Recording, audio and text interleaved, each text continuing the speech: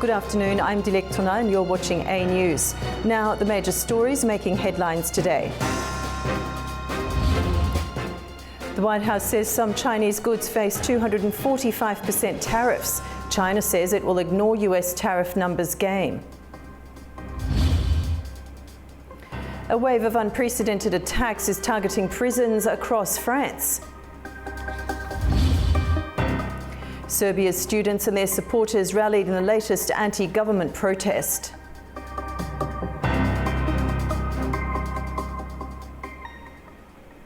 The tariff war between the world's two largest economies is heating up again. The White House has rolled out sweeping new tariffs on Chinese goods, and Beijing is hitting back. Amid the escalating tensions, markets are sliding.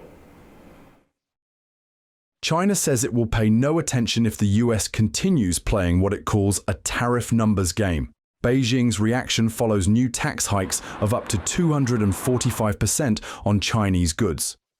President Donald Trump had earlier threatened sweeping tariffs globally, but after backlash, the US rolled back most, keeping the harshest measures for China.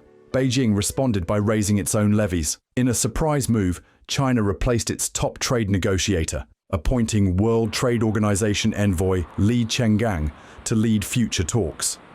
As tensions rise, China is also looking to its neighbors, strengthening ties in Southeast Asia. During a visit to Malaysia, Chinese President Xi Jinping urged Asian nations to unite against global instability.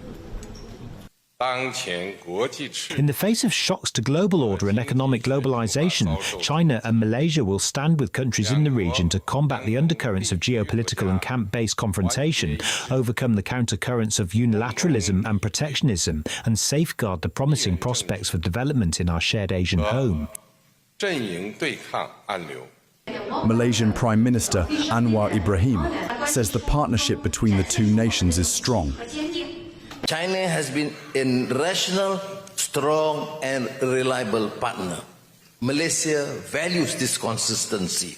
Malaysia will remain an unwavering and principled friend to China, guided by the wisdom of history and the promise of the future. Our foreign policy is shaped by a clear-eyed vision of our interests. Meanwhile, the economic fallout is hitting global markets. US stocks dropped sharply. The S&P 500 fell more than 120 points. The Nasdaq lost more than 500, and the Dow slid nearly 700 points. Nvidia warned of a potential $5.5 billion loss after new US export curbs on its artificial intelligence chips. A major market in China. Its shares, along with other semiconductor stocks, plunged. We think you're going to continue to see tech on the downdraft just because a lot of this tariff noise is going to affect them specifically, because now we're focused on China. Before, when it was a worldwide tariff issue, there's a lot of companies that had some kind of skin in the game, if you will. With China, a lot of it's tech. And so I think a lot of the tech money is going to be pulling out, going to other places. Federal Reserve Chair Jerome Powell warns that bigger tariffs could raise inflation and slow growth. Some people believe the Fed will intervene if the stock market plummets, the so-called Fed put. Are they correct? I'm going to say no with an explanation. So what I think is going on in markets is markets are processing what's going on. And, it's really the policies, particularly the trade policy. And really the question is, where's that going to come in? Where's that going to land? And we don't know that yet. And until we know that, you can't really make informed assessments that would still be highly uncertain. Once you know what the policies are, it'll still be highly uncertain what the economic effects will be. So markets are struggling with a lot of uncertainty, and that means volatility. As the trade war intensifies, Washington and Beijing are recalibrating, with the global economy caught in the middle. Amid the US-China trade war, the World Trade Organization has revised its 2025 forecast. It now predicts a sharp decline in global trade, the steepest drop since the pandemic. The World Trade Organization has sharply downgraded its forecast for global trade, warning of the steepest decline in merchandise trade since the pandemic. In its latest annual trade outlook, the WTO now expects global goods trade to shrink by 0.2% in 2025, a dramatic shift from the 3.0% growth it had projected just 6 months ago. The downgrade follows rising trade tensions as the US and China remain engaged in escalating trade war. According to the WTO, if the US proceeds with a full reinstatement of its earlier broad tariffs, global goods trade could fall by as much as 1.5%. It's not so easy this year. A reinstatement of reciprocal tariffs would shave 0.6 percentage points off this forecast, lowering the projected growth rate to minus 0.8%. This is almost the 1 percentage point contraction we mentioned a couple of weeks ago. Now, a broader spread of policy uncertainty beyond U.S. trading relationships would reduce growth by another 0.7 percentage points, implying a total decline in global merchandise trade of 1.5 percentage points in 2025 if both downside risks materialize. Such a downturn would mark the most severe slump in trade since the height of the COVID-19 crisis in 2020. States who are subject. Services trade, while not directly subject to tariffs, is also expected to be adversely affected. Declines in goods trade will reduce demand for related services such as transport and logistics, while broader economic uncertainty is expected to dampen demand for travel and investment-related services. As a result, the volume of global services trade, and I should stress it's the volume, not the value, is now forecast to grow by 4.0% in 2025 and 4.1% in 2026, well below the baseline projections of 5.1% and 4.8% without the tariff changes. The organization warned that continued protectionism and uncertainty could have severe negative consequences for the global economy if current trends persist. Shares of one of the world's leading artificial intelligence chip makers took a major hit on Wednesday. NVIDIA is facing new export restrictions from Washington. The move is part of the broader US-China trade battle, and it's already costing the American tech giant billions. NVIDIA shares plunged nearly 7% on Wednesday after the company revealed a new blow from Washington. The U.S. government has tightened export rules for its advanced artificial intelligence computer chips. It now means NVIDIA must obtain a license to sell its China-focused H20. This has become one of NVIDIA's most popular advanced semiconductors. But the latest U.S. measures mean the tech company, which is based in California, will now need federal approval to continue exporting it, a process that may not be quick or guaranteed. The world leader in AI computing says it was informed by federal officials just last week that the new license requirement will be, quote, in effect for the indefinite future. As a result, the company says it expects to take a hit of $5.5 billion in lost revenue. The export restrictions are part of an intensifying trade war between the United States and China, with both nations imposing steep tariffs and regulatory hurdles on each other's goods. For the American multinational corporation, the limits on access to the Chinese market could reshape its business strategy and may signal more turbulence ahead for the tech sector at large. In Ukraine, a drone attack has hit the city of Dnipro using a mass assault on Wednesday evening. 3 people were killed and dozens were injured, including 3 young children, one of which was a 9-month-old baby. At least 28 people were wounded and 5 remain in hospital, according to local authorities, who say one of the drone strikes landed just 100 meters from the city's municipal offices. In what is said to be the highest level of transatlantic engagement about the ongoing war in Ukraine since February of this year, US President Donald Trump's Special Envoy Steve Witkoff and Secretary of State Marco Rubio will conduct critical talks with their European counterparts in Paris, France.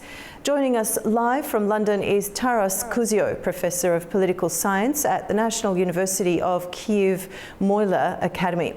First of all, Professor, welcome. Thanks for joining us. Thank you for inviting me. Now, Europe's said to have been sidelined from the negotiations on Ukraine. Is this prospective meeting going to be about Russia's demand sanctions relief or the actual terms of ceasefire negotiations?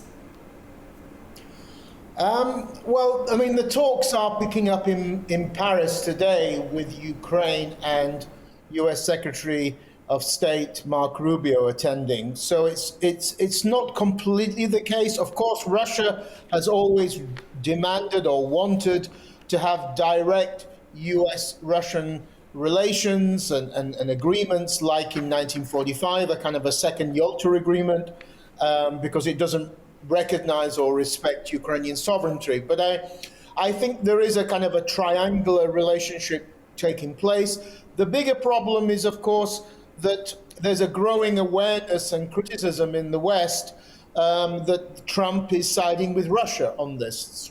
The Trump administration is not being objective. It's always criticizing Ukraine. It even ridiculously blamed Ukraine for starting the war, but it never criticizes Putin, the president of Russia, or Russia. So that, I think, is cannot continue indefinitely. Okay, and so back to the original point, the US is said to have been drawing up a plan to potentially give Russia sanctions relief, with the coalition of the willing continuously making a case for increasing punitive measures on Russia and ramping up military aid for Ukraine. So could Russia's increased attacks on Ukraine make the US, if to quote one European official, to use a bit more stick in relation to the Kremlin? Well, of course, until now, all the stick has been on Ukraine and the carrots have been with Russia. So, of course, that cannot continue.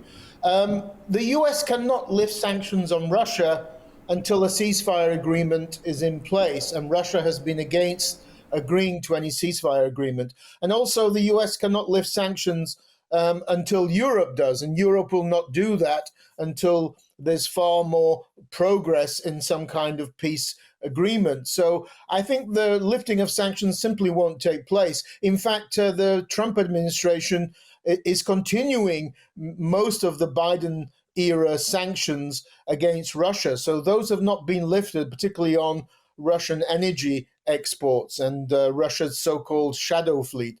So Russia is not going to get any sanctions relief until it comes around to agreeing some kind of ceasefire as a step towards a future peace agreement. And there's no sign that Russia is willing to do that.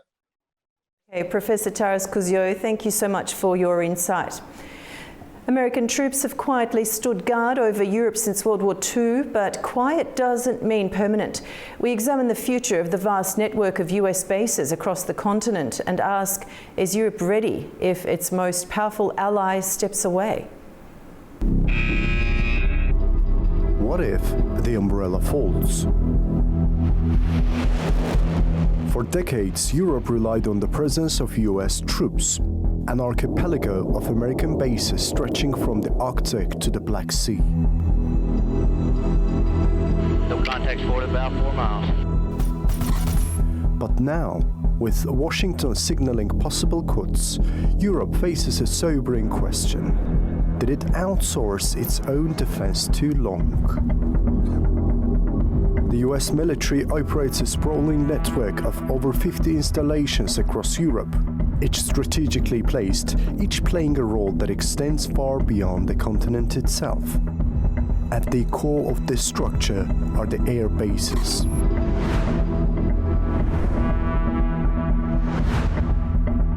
Ramstein Air Base, Germany, the largest American community overseas, controls drone operations and supports missions across Europe, Africa, and the Middle East. RAF, Lakenheath, UK, home to the 48th Fighter Wing, has flown combat in Iraq, Afghanistan, and Libya. RAF Mildenhall, UK, supports air refueling across the entire theatre. Aviano, Italy, hosts the only US fighter wing south of the Alps, with rapid deployment facilities for airborne troops. Incirlik Turkey is central to operations over the Middle East and against terrorism, though its use depends on Ankara's approval. Mikhail Kogalniceanu, Romania is undergoing a $2.7 billion expansion to become NATO's largest European facility by 2030.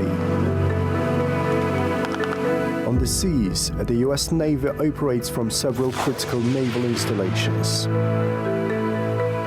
NSA Naples, Italy is home to the US Sixth Fleet and commands maritime strategy across Europe and Africa. Naval Station Rota, Spain, hosts 4 Aegis-equipped destroyers for missile defense. NSA Souda Bay, Greece, offers the only pier in the Med capable of docking nuclear carriers.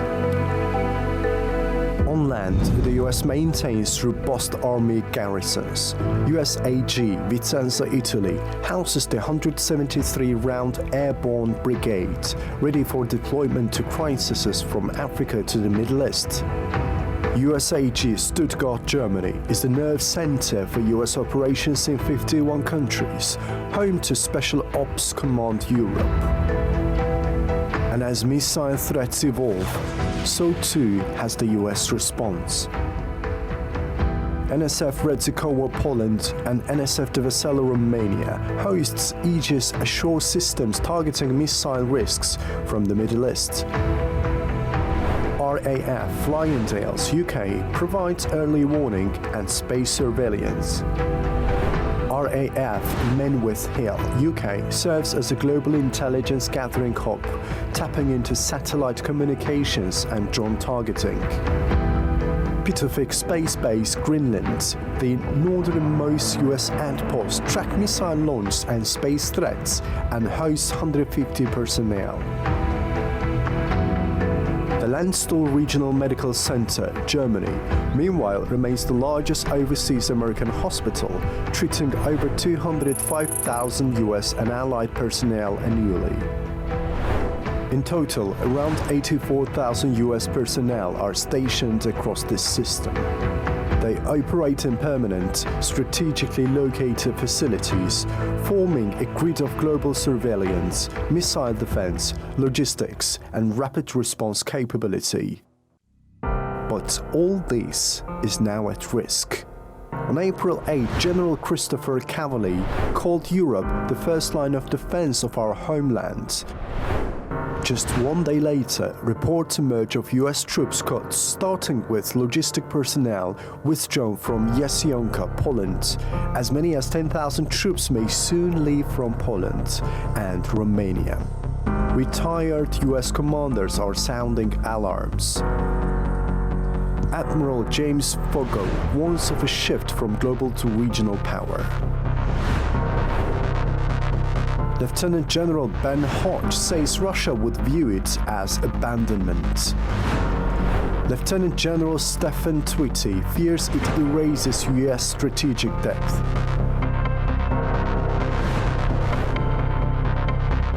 But the greater worry may be this: Europe built little of its own.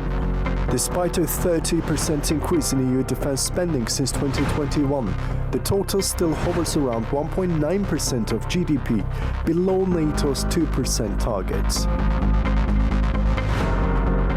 Europe's planned rapid deployment capacity fields just 5,000 troops, and the European Defence Fund remains modest at 7.3 billion euros. Fragmentation, underinvestment, and a habit of relying on the American shield now raise a final question. What if the umbrella falls? The US system may shrink, but unless Europe fills that space, what comes next may not be a gap, it may be a vacuum. A wave of unprecedented attacks is targeting prisons across France. At least a dozen facilities and related institutions have been hit in recent days, prompting a strong response from top government officials. President Emmanuel Macron has vowed that those responsible will be, quote, found, tried and punished, as authorities consider both organised crime and militant activism among possible culprits. 3 cars were torched at a prison in southern France, according to the country's National Anti-Terrorism Prosecutor's Office, or PNAT, in what officials are calling part of a disturbing escalation. A separate car was also set alight outside the home of a prison guard in Aix-Luynes. In the Seine-et-Marne region, the door of a building was seriously damaged in another incident. These latest acts bring the total to at least 9 prison facilities and affiliated institutions targeted in recent days, including a school for training prison staff. President Emmanuel Macron addressed the attacks on social media, posting on X. Those behind the attacks will be found, tried and punished. Authorities suspect drug trafficking networks may be involved, but Justice Minister Gerald Darmanin says other angles are also under investigation. Speaking on France's CNews channel, Darmanin labelled the violence as terrorism. Graffiti bearing the letters DDPF, believed to stand for French Prisoners' Rights, was seen at several of the sites. Some police sources suggest the involvement of unidentified left-wing militant groups. Investigators are now looking into a Telegram group called DDPF, created just 1 day before the first attacks. Posts from the channel read, "This channel is a movement dedicated to denouncing the violations of our fundamental rights. All prisoners in France must mobilise and wake up." According to Le Parisien, one man suspected of being linked to the group has been arrested, though his exact role remains unclear. Both PNAT and the local prosecutor's office have so far declined to comment. Hundreds of anti-government protesters filled the square in the city of Kraljevo in central Serbia. The demonstration was organised and led by students. They're demanding that those responsible for the roof collapse at a train station in Novi Sad last November be brought to justice. It's after the incident killed more than a dozen people. Earlier on Wednesday, Serbia's parliament approved Professor Đuro Majut as Prime Minister. It's after months of anti-corruption protests that led his predecessor to resign.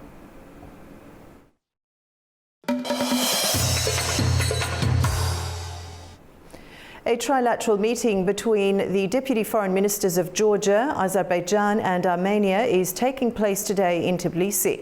Azerbaijan is represented by Deputy Foreign Minister Alnur Mammadov. According to officials, the discussions will focus on the prospects for regional cooperation. The deputy foreign ministers of the 3 countries exchange views on advancing collaborative efforts in the South Caucasus region. Armenian Foreign Minister Ararat Mirzoyan has said that Turkey could play a constructive role in the normalization of relations between Armenia and Azerbaijan. However, he stressed that the most effective progress so far has come through direct bilateral dialogue between Yerevan and Baku. Mirzoyan noted that while other countries may assist in facilitating the process, face-to-face discussions with Azerbaijani counterparts remain the most productive approach. He also acknowledged the possibility of signing a peace agreement in Turkey, but clarified that the location of such a signing is not a decisive factor. To start consultations. As Brussels promotes the Global Gateway strategy, Baku insists on sovereign decision-making and rejects conditional investment tied to Armenia's border openings. The European Union's growing interest in Central Asia, long overlooked in European foreign policy, has drawn scrutiny from Baku, particularly over Brussels' recent proposals regarding regional connectivity and infrastructure. 3 key developments have refocused the EU's attention on the region: Azerbaijan's restoration of its territorial integrity, Russia's invasion of Ukraine, and political shifts in the United States under President Donald Trump. Among these, Baku's full control over Karabakh has unlocked historic east-west routes, such as the corridor along the Aras River, which had been blocked for decades. In early April, European Commission President Ursula von der Leyen visited Samarkand for the first EU Central Asia summit.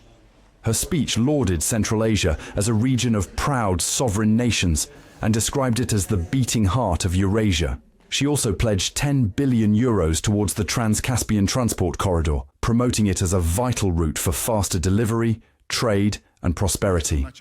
However, Azerbaijani officials interpreted parts of her address as veiled pressure. In particular, Von der Leyen highlighted the need for open borders between Armenia, Turkey and Azerbaijan to enhance the success of the so-called global gateway. In Baku's view, such remarks disregarded existing infrastructure already developed without European assistance, such as the Baku-Tbilisi-Kars Railway and the Zangezur Corridor.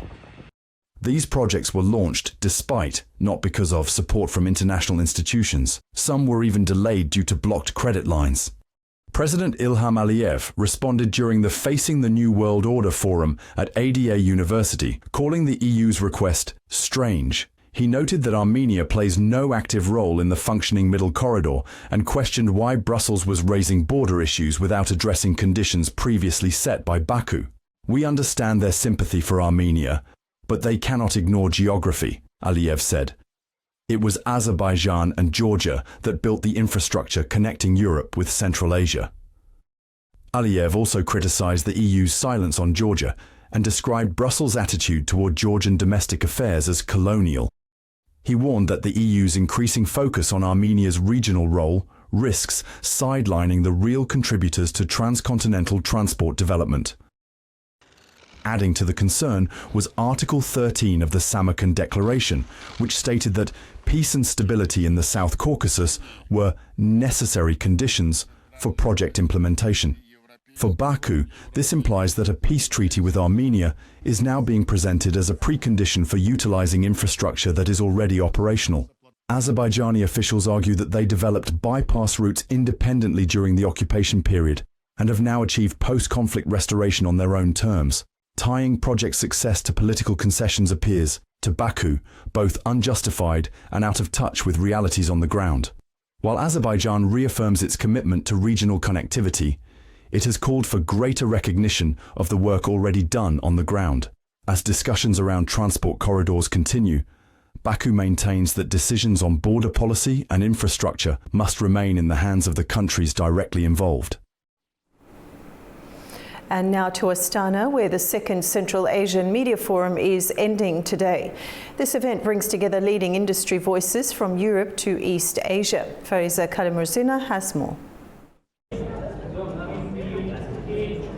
At the Central Asian Media Forum here in Astana, regional leaders signaled a major step toward media unity. Amid global shifts and growing geopolitical tensions, Central Asian countries are coming together to protect information sovereignty and foster collaboration. Kazakhstan announced its support for a regional Central Asian TV channel aimed at promoting objective news, cultural ties, and the region's global image. The forum also introduced key initiatives: a Central Asian Journalism Academy, a Regional Media Award, support for creative industries, and joint promotion of local content internationally. Discussions focused heavily on digital age challenges. Speakers highlighted the media's power to shape public opinion, stressing the need for responsible practices. The risks of AI, especially deepfakes, were a major concern, with low media literacy, particularly among youth, seen as a key vulnerability.